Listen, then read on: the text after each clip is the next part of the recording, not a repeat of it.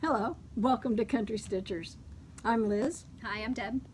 Today we're going to do something a little different. We're going to film on location and take a tour of Deb's craft room when we're through with our needlework discussion. So don't hop off early, you'll miss the fun at the end. We usually like to welcome all of our subscribers, and certainly anybody who is new to our channel. We thank you for joining us. Thank you. And we have comments usually at this point in the day, and I'd like to start by saying hi to Sandy up in Alaska. We know Sandy from our jamboree that we attend at Salty Yarns in the fall, and she was watching last week and saw a pattern she liked, and it was the pillow with skates in the book, and she wondered what issue that was. Sandy, that was in the most recent one, so you're not going to be able to pick it up at Hirschner's for $5. But if you want to wait till next year and stitch it, you could. So it's in the 2018 a Christmas stitching, and then it's called A Season of Giving. That's the title of that particular publication. Okay, that is very pretty. Yeah. Yeah. Tammy Greddirt, I hope, again, sorry if I punish your names. Thank you so much for your sweet comment. She wanted to know what size hoop I'm using for the ornaments all around that I showed last week, and what fabric I'm stitching it on. I still cannot remember the color of that fabric.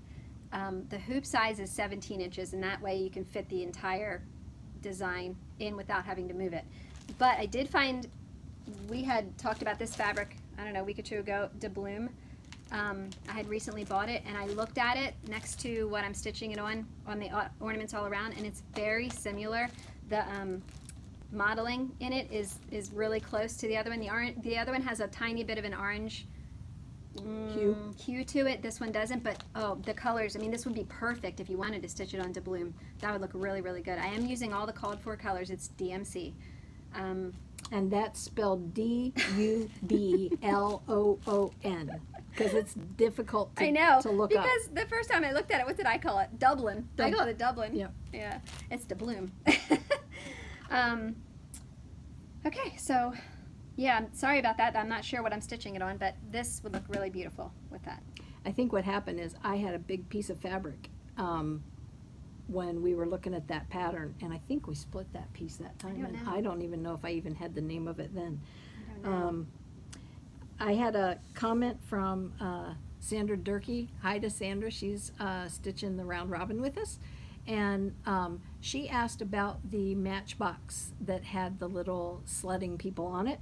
That came from Foxwood Crossings. They do the sled patterns. They also show them as like a full picture as opposed to being separated out and put on a sled. And I commented on line to her question about using another matchbox. And I wanted to show what I had in mind.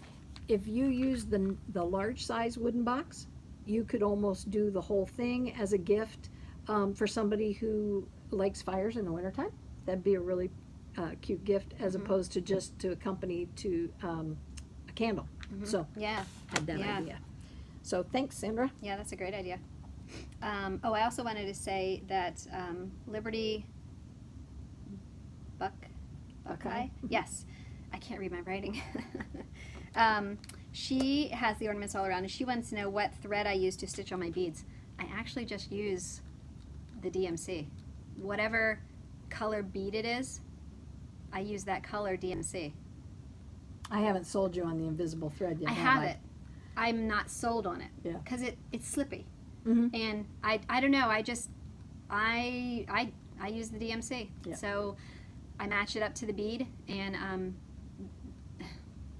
that's what I do. Yeah, and that's the So- way a lot of the Mill Hill kits are written too. Oh, really? Mhm. Oh, I have not done one of those yet. Yep. So I didn't know. I mean, I do have the invisible thread. It's just not my favorite to use for that, because, yeah, it's just not. So, okay, so we had some more questions about Distress It. Tina Jensen, she wanted to know if I used it yet. No, I haven't gotten anything of Liz's to use it yet. Liz hasn't finished anything. She's been too busy doing other stuff. No, I have not used it yet. And then she wanted to know if it was made by Tim Holtz. Mine is not made by Tim Holtz. It's made by Hooked on Rugs. But Miss investigator here.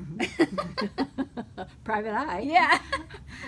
I did a quick search. Just Ask Liz. We should do a segment. Just Ask Liz. I saw the comment, and so I thought, I wonder if I can find anything more out about where it might be available. And what I discovered was there are many vendors who put out that same product called Distress It, but they put it out under their name. So Tim Holtz does put it out in their scrapbooking section, and it says it's perfectly good for fabric, paper, cardboard. So wow. There shouldn't be any problem using it, and they even have a variety of colors and effects. Wow. So it might be something. If you're interested in that as an option for finishing, it might be worth trying a couple different varieties. Yeah, yeah. Because Deborah, she was having trouble finding it, and she emailed Liberty Cottage, and it was unanswered. But that's another option then for people. Mm-hmm. Yep. Yeah, that's great. So now we have lots of options to spray your stuff with. Yeah. And if that's not confusing enough, we can look for more. I heard also from Flannel Jammies. Hi, Donna Ray. Hello. I wanted to just say I could give you a heads up when I do Gadget Corner, and if you ever need me to repeat a gadget for your husband, just let me know. Yeah, she brought her husband into the room to see our last gadget for the scissor fob display, hoping that he would take the hint. So anyway, hopefully he takes the hint and Donna Ray gets her. And you'll have one. And you'll have one sitting in your craft. Yes, that was cute. And then Anne Laverty and Annette Langley, I hope that's right. She let us know the French translation. I knew somebody out there would know it. They both did, and it was the French. Remember that French chart? Hopefully you do. It's beautiful. It shows like a winter scene of like people skiing and trees and a sleigh and kids, and it's beautiful. Mm-hmm. Who's it by? Was that one of? Should have brought it out again. But anyway, we showed that last video, and it's a French pattern, and it says something in French that we didn't know. And they told us that in French it means it was in December. Which makes perfect sense for the piece. Yeah. Mm-hmm. Yeah. Yeah. It's So- like a story of what happens. That was cute. Yep. Yes, that was neat. All right. Let's see. I have to put on my cheaters here because I wear my contacts. Amanda Crandall. Thank you. There were two people who commented too on the Prairie Schooler piece that the pattern we held up for the 12 Days of Christmas. And while Deb was holding it, I was looking at it trying to remember how that went because I knew that was the pattern. And there are a couple extra trees added in with just pictures on them. So thank you. For whatever reason, the designer has it go 1st through 3rd, then 4th through 6th backwards on the tree, then 7th through 9th, and then backwards again 10th through 12th on the next tree. So it's kind of up and down the way it reads. But what I wanted to say was I'm using that to actually not do the tree display that they show. I'm going to do an etui for my sewing things. Oh, yeah. And I'm going to use the triangles and bring them together. So it'll be 3-sided, I believe is how I worked it out. And then the inside will be a triangle at the bottom. And so it'll look like a tree standing up, and you'll be able to see the design all the way around. Twisted Designs, I think, did one very similar, but with more of a Quaker pattern on it. So that was the idea of using the trees. Cool. Will that be finished this Christmas, Liz? Oh, along with all my other stitching, yes. All right. Karen Patton, she wanted to know how many issues you need of the magazine to get all of the ornaments. Cannot remember. Barbara Anna. Thank you. Mm-hmm. Anyway, you need September and November of 2014 and January of 2015. Yes. And that's it. Then you'll have them all. Yep. All right.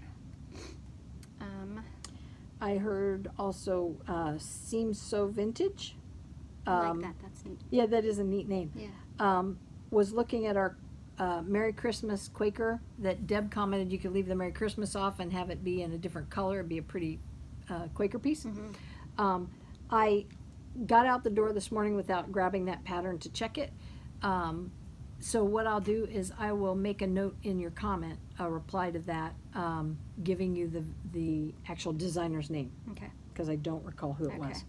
And HM Stitches, she would like to see my cross-eyed cricket pattern that I stitched for autumn. I would love to show you, and I will, but it's packed away right now. I didn't get out my fall stuff yet, so that will be coming up. I had a question from Shirley Hickman about a Q-snap frame. She used a name I wasn't familiar with, but I think it describes the frame that's on Amazon, that's made similar to this one. And she asked if I could show how I stitch on it because she was having some trouble. So I'm kind of going to kill two birds with one stone. This is my only work that I did anything on this week, so you get a free view of my borders. I finished those. I just need to do my motif, and then we can start mailing these back and forth among our group. We're all pretty much at the same place, actually. So that was neat. What I do is I set this across my legs. So my legs are in my chair, and it just rests on my legs, and these are my feet. And then I do it one of two ways. I either can stitch passing the needle from the top through to my other hand, and then back up. Don't stab yourself, please. I had a little accident earlier today, and I stabbed myself. Yes. So I can do it this way. And I don't do blood. Oh, no. Or, if you leave it loose enough in your frame, if you stitch in a sewing style, then you can bring your needle up to the top, and you can actually go down and just bring your needle right up underneath your stitch for the next one. I'm trying to do this sideways. It's going to look like a funky little stitch, but and then just draw it down, and then continue your sewing. Oh, it scared me. So if you can see that, you can stitch, you probably can't now that I look at it. Mm. You can stitch on top in the sewing method like I was just doing if you leave a little give in your fabric. Or you can pass it from front to back like you saw. I hope that's helpful. I don't know exactly how else to address the question other than to say that if you're on your lap, hello, incoming, this just rests across my legs like this, and I hold it in my lap. If you have difficulty at the angle, you can adjust that with a pillow on your legs. So that's all I know how to Good idea. to do with it. And while I was finishing up, we had our subscriber Yes. tribute alarm go off. Yes, that's what that noise was. So, thank you so much to all of our subscribers. And today's winner is Jeremy Day. You are winning the February It's Brenda Gervais. Brenda Gervais. Okay. They made it into a pillow, but the February design. Yeah, I Let's see. think it's got a name to that series. Wordplay, that's what it Wordplay, was called, okay. yes. Okay, the February wordplay. So, Jeremy, if you can get a hold of me, either a comment on YouTube or through our Instagram, that'd be awesome, and I will get this out to you. Also, Thank you could send, if you don't have Instagram, you could send a note to our country.stitchers@gmail.com. Mhm. So Yep. that works too. Any more comments? No, we're through Questions, with concerns? comments. Oh, I want to say hi to my round robin group. Hello, Wendy, Michelle, and Tina. Hello, Pat, Hello. Becky, and Barb. And hello to all the other groups. Oh my goodness, The yes. whips and the overdyes and the needle rolls and all of the different groups that we Yes. have going in. If you are a viewer and you're not participating in Round Robin, I encourage you to go to Instagram and look at hashtag CountryStitchersRR, all lowercase. It is amazing Mhm. what people are doing, I and there know. are some really clear designers among the stitchers. The way they've used their color I and know. the placement is it's fun. It is. Very fun. It's so cool. So cool. Very neat. A quickie All right. on the Round Robin also. This was a book that we received information about at a retreat we were on. It was a jamboree at Salty Yarns. It's a monogram, chart of monograms for needlepoint and cross stitch. And it is just packed full of ideas and styles of patterns to use. And I pulled mine out because I wanted to look for something unique to put in the center of my round robin piece. So it was reasonable, and we got it through Amazon, didn't we? I think so. I think so. So if you're interested, Charted Monograms for Needlepoint and Cross Stitch by Rita Weiss, Weiss. Yep, very cool. All right. Well, we got some Happy Mail this week. Yes, we did. Oh my goodness, absolutely awesome. It's beautiful. Yeah. I don't know if you follow the Bumble Stitcher on Instagram, or if you have seen her Etsy shop. Oh my goodness, she's beyond talented. She sent us, so sweet, she sent us her sewing Storage and bits. The sewing storage, and has her bits inside, and this is so me, because I love earthy colors, and that is so you. Yep. Because you love blues. And the funny part, I just bought this pattern. That's awesome. I thought it was so cool. That is so cool. But oh my gosh, these are gorgeous. They are so well made. Show And the back of it, inside, too. I'll show yeah, the I will. back of mine. Inside, she puts her little bits in. There's pin cushion. Oh my gosh, these are so pretty. This is beautiful, and this is like antiqued. This heart, this wooden heart, is antiqued, and beautiful pin up here. Scissors and a scissor keep, scissor fob. Everything is so beautifully stitched. Oh my goodness, the detail is amazing, and I love the little spool ideas. Look how cute. She is so talented. And this tool over here for when you're, finishing off and you're stuffing your corners. And this is the back pockets. There's pockets inside. It is so beautiful. Sally, thank you so much. I can't, Yes. this is just gorgeous. And my birthday is goodness. this weekend. I know. So I thought, oh, thank you for the birthday gift. Yes. And I'll just show you the blue one. I'll Yes. hold it up here. Hope you can see it. So beautiful. I'm not Yeah, able to see it yep, from this yep. side. You're so doing good. You're doing good. Maybe you Yeah. can see it a little closer. It's at some just of her beautiful. work. I mean, It is. It's definitely gorgeous. check out her Etsy shop. We'll link her Yes. below after our Mhm. after our video, because she, oh my goodness, the dolls that she makes. She has actually connected with us before on a video, and we have her link on another video you might have Okay, seen too. okay. So Yeah, but oh my goodness, just absolutely It's beautiful. gorgeous, Sally. Thank you. you so much.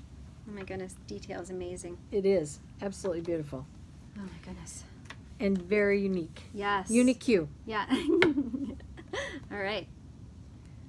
I guess we're at Gadget Corner. No, you're going to show us your progress, aren't you, on Yeah. your stitching? Yeah. Okay, I sure will. All right. Mine was only the round robin, and I jumped ahead on that okay. Oh, that's all right. with my Um, frame demonstration. I'll show you this one I'm gonna first. take off the cheaters Because this now. one might take a while. These are Deb's, by the way. I got here with my contacts and forgot my. I have cheaters all over the house. These are real, but I have the fake ones everywhere.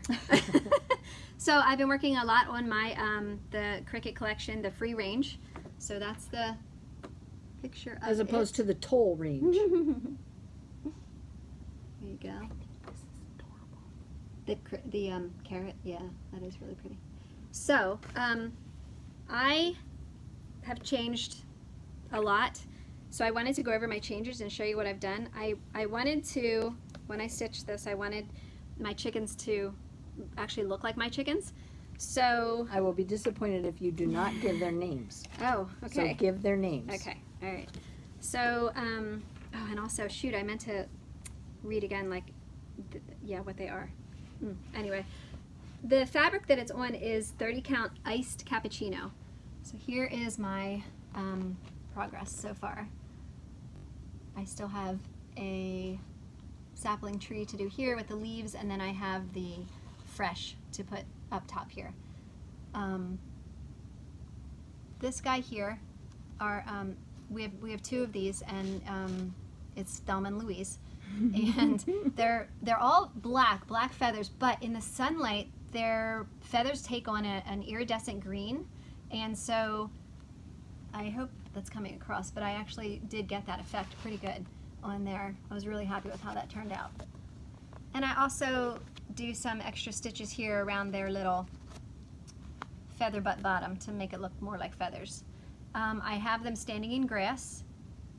I outlined my letters. I did the whipped back stitch for the saplings. And then for the little berries, those are French knots the larger French knots, I wrapped them 3 times.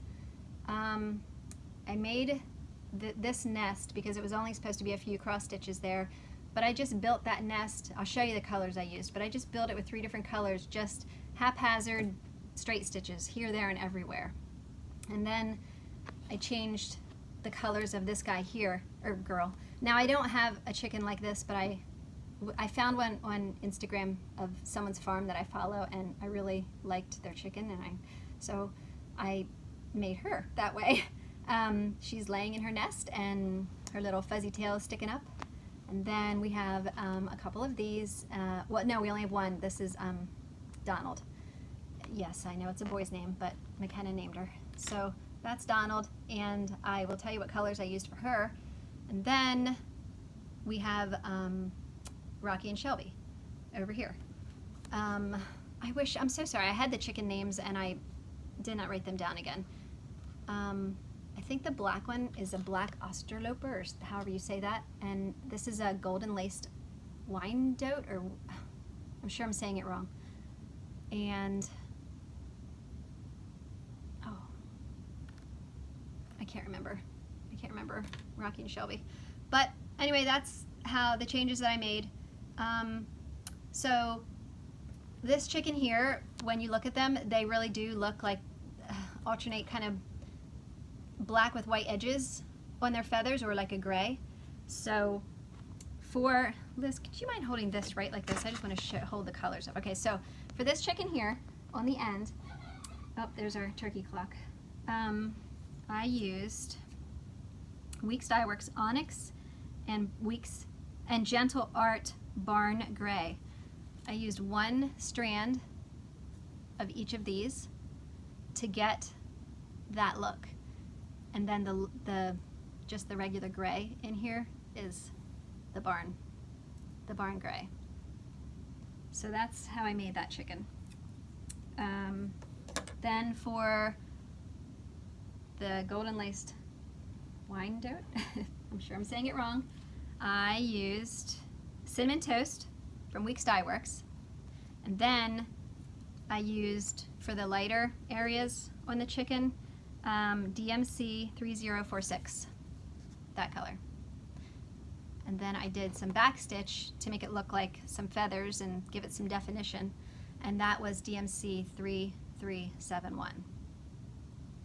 Then for the chicken in the nest, I first started off with 1 strand of 3047 and 3024. Did I say 3047 earlier? I don't recall. Okay. 3047 and 3026. I started off with 1 strand of each of these for the chicken. And then I kind of just haphazardly backstitched, or just not backstitched, just kind of straight stitched some gray in, and I used the barn gray, you know, to kind of like the tail and some of the darker parts here in the wing. So I used this, and like I said, just some haphazard, you know, stitches for the tail and to make it look a little more fuzzy and fluffy. For the nest, I just did Cocoa from Weeks Dye Works and 3046 DMC and oh, here we go, DMC 3828. So these 3 colors is how I built this nest, and all I did was just start with 1 color, did some crazy stitches the whole way across, put the next color, crazy stitches, you just keep building it. That's how I did that. When I did my saplings, I used 3371, a darker color than what they call for, and the green that I'm using for my leaves and the grass is pine needles. It's not Crescent Colors anymore, is it? Classic Colorworks. Pine needles. And let's see, there's one more chicken here. This black chicken on the end. First I stitched him in the black licorice, which is Gentle Art. And then to get that green kind of iridescent look, I used Otter Creek, and that is Gentle Art. And used that just for some highlighting on her. So, the white that I used also for the letters is my favorite grits. I always use that. That is a Weeks Dye Works. I love that white, so I did use that. And I did backstitch the letters with just the darker gray, which was the barn gray. So those are all of the changes that I made on that pattern. And I know, that was a lot, I'm sorry. Oh, we're done. Okay. I completely lost What I have to put up with. The camera disappears. I'm out of the... Oh gosh. Oh.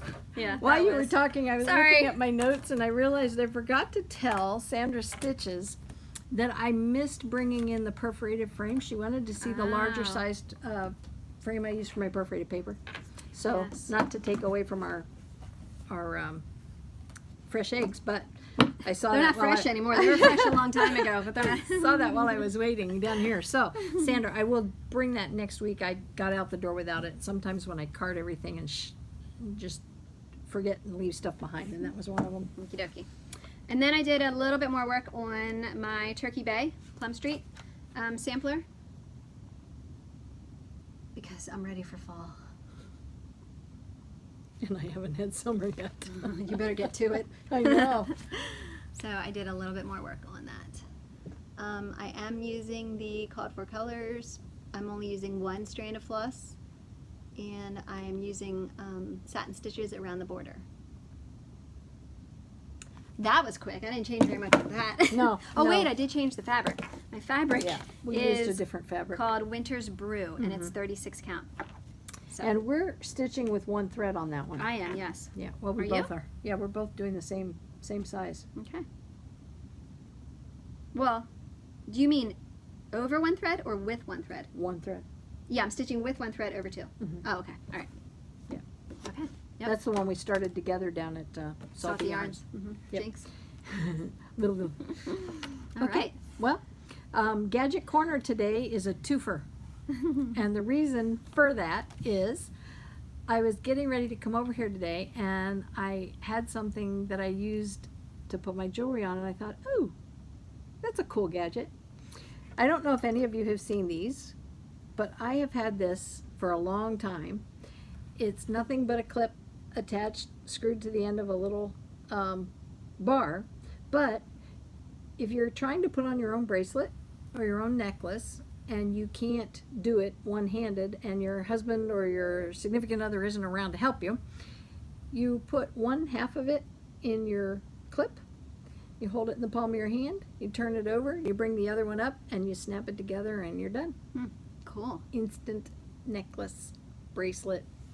I literally, this lives in my jewelry box and I thought, oh, that's a neat thing. We've shown these before for other reasons and I will show you another one in a couple weeks for something else, but that's what that was. Clever. And now I have my instruments of bodily harm Yeah. we're going to look at today. Yeah. I wanted to talk about laying tools because there's something I heard a lot of people talk about when I first started stitching with the Guild, and I had never seen one and I didn't know how they used them. And over time I've run across several. This one here is also called a trolley, this style, where it's built into a piece that actually sits on your finger. I use the the trolley on the opposite hand when I'm stitching, and you lay your threads across it when you're bringing them down. And what this does is it keeps your threads separated and lays them down right across the linen where you want to place your stitch, so that they're side by side. Some people do what's called railroading. When you bring your needle up, you go between the threads when you draw it, and that lays your threads down side by side also. But that's another step too, so it just depends on if you have a tendency to have to separate your threads because of how you twist your needle. That's two ways to do it, one with a laying tool. Wow, that is a long laying tool. It is. That's a weapon. And this one is the same idea. It's a little lighter weight. This is one that I will use more often than the other one, and it fits a little farther down. You can adjust it, but again, when you're using it, it's nice. This one is nice if you're using two hands to stitch, because it's down farther on your finger and it doesn't disrupt your stitching, or mine anyway. And I'm sure for as many people who use these, there's a different way to do it as far as what's comfortable for you. And the final trolley version I have is probably the cleverest one I've ever seen. It's a thimble, and someone took the end off the thimble so your finger can go into it, and they attached a needle to the side of it. And this stays in my sewing kit. This one fits me and is at a length that works best for me, and so this one I keep with my everyday stitching kit. Then, as I first started looking at them, I had seen a couple of them that, this one my daughter bought me. It had a really pretty fob on it, and I think we bought it as much for the fob that was attached to it. But it's a piece of etched hard plastic, and it has a wider tip, and it works very well. I like this for needlepoint with a heavier thread, like a yarn or something like that. And the same with this one. That's pretty. Yeah, this one was given to me. And then the ones that I carry that are long actual rods for laying tools and not the trolley style, I actually keep in my sewing kit in a thermometer case, because they will stick through just about anything they're in because of the points. Even your hand. Yes, hence the Band-Aid. This is called Best Laying Tool. It's called a BLT. That's its actual name. And it's very, very sharp. And I like this for silks. I like it for any kind of really fine thread. And it's just a perfect weight. It's very nicely balanced.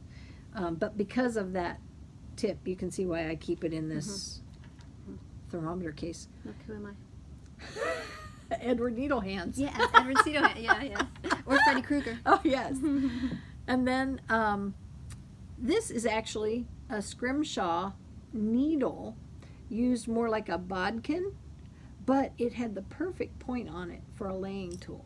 So it wasn't intended to be, but that's what I use it for. And again, it's made out of bone. Yeah, that sucker looks like it'll hurt too. Yeah, and I keep that right alongside of my my BLT in here. So there are many varieties. You might have seen online if you were looking at any of these. They have some that are made out of rosewood. I think you might have seen those. They're beautiful, and they're very long, and they're turned on a rotor, so they're sculpted to not quite to the extent that this looks like a Norwalk, out of the ocean, but more like it's turned on a lathe. That's what I meant to say. So it's not routed, and on the lathe, of course, they sculpt the end of it, and then it gets very pointed. And the one that's coming to my mind also gets sold with a case that it fits in, and they're beautiful. They're a little on the high end, but gorgeous. So if you use one often and you like to have pretty things, that's a really good way to go. Yeah. And I'm sure it's polished and sanded to the point that it doesn't catch on threads, because that would be problematic. But so that's Gadget Corner for today with laying tools and 2 for 1. Weapons. Yes. We didn't have a lot of finishes. I actually was going and through a couple things in my craft room, and I had been looking for some things over the last few videos that I discovered I had put in a box to keep them safe, and I found the box. This was my first needle roll, or excuse me, needle case that I did, and I made Deb's version in the lighter colors. And so I finally ran across it. I knew I wouldn't have tossed it or, Oh, my or gotten goodness. rid of it, but you can see that the lid on this one is broad, whereas the lid on the one that I did for Deb was tapered. So that was the difference between the two. And on this pattern, the pattern continues right up the side and they mesh. Yeah, And I had done the banding on hers. so pretty. On our punch needle video, I was talking about our guild meeting and how we had done a very simple project and put it in and made a button out of it. This is the lid that we used, bottle cap, and we fitted our punch needle into that. I think I'm inclined, perhaps down the line, to take the pin off the back and maybe make it into a needle minder. That would be kind of pretty. That would be neat. Yeah, have it sit on your stitching. This was the first name tag I made for our guild's first retreat. We were supposed to bring our own name tag, and I did a little band sampler with my name in the middle. And you'll see here that all these things are purple. I didn't realize it until I got over here. I said to Deb, I must have been in a purple phase Yeah. when I joined the guild. I said, I think I was going out of my blue phase and into a purple phase. And this was a project I'm about to show you that I did at the first guild retreat I ever went on. And it was to learn the technique called Assisi, Assissi. It's from Italy. It's sort of like Mississippi. Yeah. And what you do here is you actually do your back stitch before you do your cross stitching. There are lots of articles about this on online if you wanted to look up the technique. But what was really cool about this so they can see you. was we got this and we were to do, I think we did this whole project in class. So Wow. there wasn't a lot of stitching. We did it in our room in the evening, and then the next day we had class. Flip it open just for grins. And then there was a pocket that we did inside. But the most fun was that they actually taught us to put this whole thing together and to do the hem stitch and the finishing. And after 2 sessions of class, we walked out with the whole thing done. That's awesome. Yeah, it was really, really fun. And what I enjoyed the most was, for as intricate as that looked, it's nothing but simple back stitch and all one color cross stitch. Wow. And some of the patterns are beautiful. They have, they had some swans and things like that that people put on the front, so it was all different. So pretty. Yeah, that was fun. So that was my little find at home when I ran across my box. Nice. I do not have any finishes. I really wanted to get the fresh eggs finished, but it didn't happen. So From here, we're going to go on location. We're going to let Deb show us her craft room. So bear with us if it gets a little wobbly. We're going to do our best to keep it focused. sorry, we're new at this. And we do our videos live, so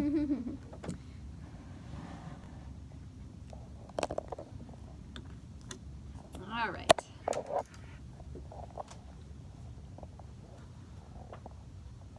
Are you ready?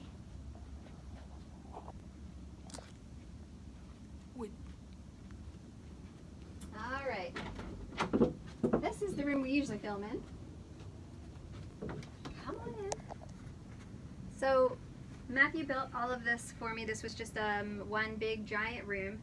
So he put up he put this wood wall up, and we plan on building barn doors, sliding barn doors, because I was going to make that back part of the room the office, and or like put an extra bed or whatever in here, but I think now I'm just going to extend the stitching room. And anyway, so that part of the room is not finished because when we do our inside projects it has to be winter, and now there's too busy outside to do anything inside. So we still have our doors to put up, but I want to show you this that he built me to hold my patterns. That stays on this side, and so all of my larger patterns go here. And then I just have some quilts hanging on the old ladder. Like I said, nothing else is done back here yet, but I at least wanted to get my patterns out. I store some small patterns and small things in this 3-tiered wire shelf thing that I got from a friend. And so then we drew up a design, and he started building everything in here. The counters are poured concrete, and I picked the color for the concrete to be. The center island, I drew up a design, and he built it. He's really, really very talented with woodworking. So on this side, we have some rolls, so you can put your wrapping paper. I mean, at Christmas time, I can take off these and just put on Christmas rolls. They just slide right out of the holder there, so you can exchange them or replace them easily. There's 3 pockets up here. Since I have wrapping paper here, I have some tissue paper here, so it's easy to just put something together very quickly. I have some finished scrapbook pages up here that when McKenna and I get busy scrapbooking, I can always just either pick a page or we can make a new one. I have some rulers and some other things in here in this pocket. I wanted it nice and high so that it would be comfortable for when I stand and do things, or we have an opening here in the middle for a seat. There's also a seat on the other side. I have all of my scrapbooking paper here. This is all 12 by 12 and this is 8 by 11. On top, Matthew built Liz and I one of these so that it can hold some of our small finishes and strawberries and ornaments and that kind of thing. On this side of the island, I have some more scrapbooking things. I have all of my paper scraps. Like when you're cutting paper, I don't throw away my scraps because you might need a different size paper. My page protectors are here. These are all of the trays for when you do embossing, glitter, anything like that. I have some extra hoops there. This is my embossing tool to heat it up. In this basket, whenever we come home and I have anything that needs to be put away, it goes in this basket, and that's how I know that these things need to either be gone through or put away, or I'm using them right now. So I have some DMC that has to be put away. I kept this pattern in here because for my round robin, this is what I need to go to get that going for the girls.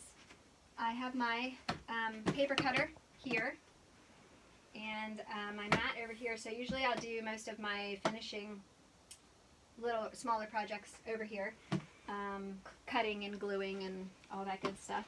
There's another seat here if I want to sit, and then I have 2 more cubbies with shelves in over here, and just have some baskets that have like some extra bags, some already kitted up or works in progress that are in bags, so I can either pull the whole tray out or 1 or 2 bags at a time.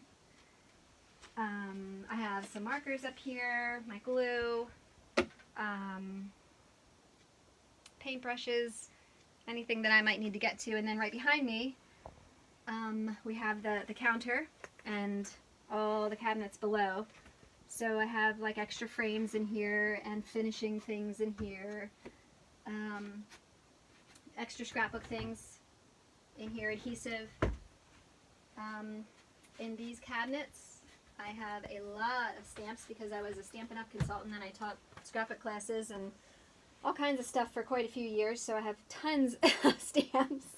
I have them organized into like all my words, phrases, and sayings are going to be on this shelf. I have all of my, I love a label maker for organizing. I think that is awesome. That's one of my favorite tools. That should be a gadget. So those are my stamps, and then I just have some decor stuff here. These are all journals, extra journals like with stitching or scrapbooking. I also keep journals. I've always kept journals for the kids. Right before they were born, I started their journals, and I always wrote in them And in fact, when McKenna turned 18, as one of her birthday gifts, I gave her, she had 2 journals by that time, but I gave her journals. And so I still have Logan's that I'm working on. Let's see. So over here, I have a lot of scrapbook things up here. You know, Brad's metal hardware, die cuts, stickers. I also have some extra, whenever we're using fabric, I have small cut linen, like stitching on.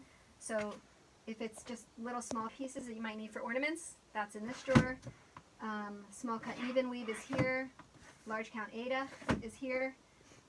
Banner material here. Perforated paper here.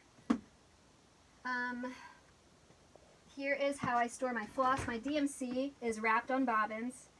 And then if I want to, I can wrap them on my clothespins for my projects, or put them on a project card, anything like that. So that's my DMC. Right now, all my other flosses I have in these bins. I have silks and different threads up here, and on the lower I have different threads down there.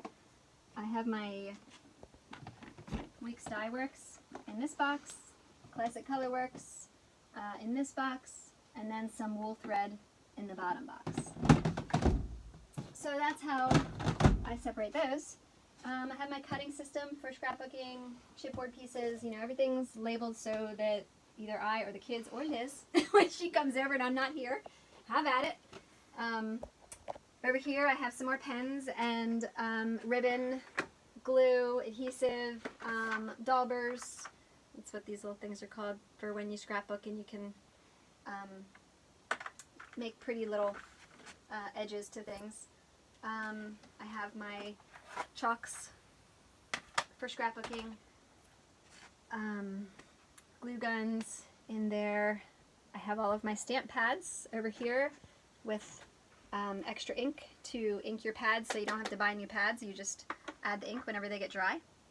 All of my paper cutters are in this basket. Any punches, oops, almost dropped that, are in here. And of course, just decorating things. Somebody wanted to know about my Raggedy Ann and Andy dolls. They were a gift from my mother-in-law. They were made for her, and she had them at her house sitting in little children's chairs, and they were always so darn cute, and I loved them. And she just, after a while, just, you know, didn't want to display them anymore. So she gave them to me. And I first put them up in the loft area, and Logan's bedroom is up there, and he did not like getting up in the middle of the night, going to the bathroom, and having, you know, Raggedy and Andy staring at him. So he asked me if I would move them. I said, sure. So I think they look really cute there. Brought them down here. So now they have a home here. This big cabinet, closet, whatever you want to call it, over here that Matt made for me. The bottom part is all wrapping. So there's bags here. There's all of my cards that I make and or buy are in here, and everything's labeled, so when McKenna or I need a birthday card, a Mother's Day card, a get well card, anything, everybody knows exactly where to go. Little boxes are in here, bigger boxes, tags for wrapping, bows for wrapping, extra little containers that you can use for when you're wrapping a gift, or, you know, to put a gift in. When you have little pieces of wrapping paper, save it for, you know, when you're wrapping a stocking. So I put littler pieces in here. So everything wrapping wise is right there, good to go. And then this is a name tag that we made one time. This was at a jamboree, wasn't it? Yeah. We had a pre-stitch on that one. Yes. Yes. One of the first ones we did for Yeah. pre-stitch. Yeah, that was really cool. That was La-Di-Da, wasn't it? I don't remember. You would know better than I do. The upper cabinet, I still have plenty of room to do whatever. I have my photo boxes up there, and they're all dated. And, you know, photos are organized in my boxes, and some extra scrapbooks for when I fill up my other ones and need extra scrapbooks. I have these two pieces over here. I think I've shown my Quaker piece. I don't think I've shown this one. That is actually, that's not even weave. Yeah. I don't remember. Do you remember that pattern? I did this way before I met you, but I didn't know if you ever saw it. I don't think so. I'm not sure what pattern that is. I'm not sure, but it was... Definitely a sampler. Yeah, it was stitched a long time ago. Let's see. Behind you, Liz, we have another workstation over here, and I have my Cricut here for when we do die cuts for scrapbooking. Matt was really sweet to put holes in my counter so that I can slide a cord through for if I wanted to put a sewing machine here. I have some of my favorite people up there. And then just the shelves are filled with, different things. I have my wool here. Pieces of ribbon. Once I cut ribbon and I have little pieces, they're here. Anchor thread, because I don't usually buy anchor thread, but sometimes in kits you get anchor thread. And jars of buttons. Some clasp pieces little pieces that we've done. Just another button company. I have my jar of yo-yos, and I have cording and raffia. Books up there. I have my even weave in this basket, linen here. My cards for when I make cards right there, and then punch needle supplies are there. And this is our display that we showed last week for our fobs and our scissors. And then right here, McKenna and I make jewelry, and so this is where we'll do our beading for when we're making our jewelry. We have all of our beads and things like that here, and in these drawers also. And I have adhesive in this basket. This basket is still empty, I think. Some cross-stitch magazines and Christmas books up there. I had Matthew make this for me. You can find these all over Pinterest and things, but they're so fun. And I did not decorate it yet, but I had him make me a few for when I had a luncheon for some of my work girls, and it was at Christmas time, and it looks so pretty with a bunch of Christmas greens in it, and some holly and some winterberry, and then tie a really pretty ribbon around it, and it just makes the perfect gift. And all it is just a piece of barn board with a jar, a mason jar, and just a clamp on it. I mean, easy. And you don't have to use the clamp. I have another one upstairs that has a black hook coming off the top, and you can hang your jar from the hook. There's my little house piece that I showed. And then we have our magazines over here. I always keep my Halloween magazines, my Primitive a Punch Needle. The magazines that I do not take from, I just want to keep the whole issue, the ornaments issues. Those are here. Some fabric, and then odds and ends, sewing odds and ends paint, some large spool ribbon, and then this basket is material pieces, once you're cutting material and you just have these little pieces. This is all lace, and this one is all trim here. And then, of course, I have my ornaments all around. That's going to go upstairs so that I can start working on that and stitching. This is our clay box, stitching extras, and my finished projects right here. I think I showed everything. I think that's it. So thank you for taking the quick tour of my craft room. Thanks for stopping by. And, oops. Oh, I see your hand. That was my hand. Yes. And as usual, share the joy of needlework. See ya. Bye-bye.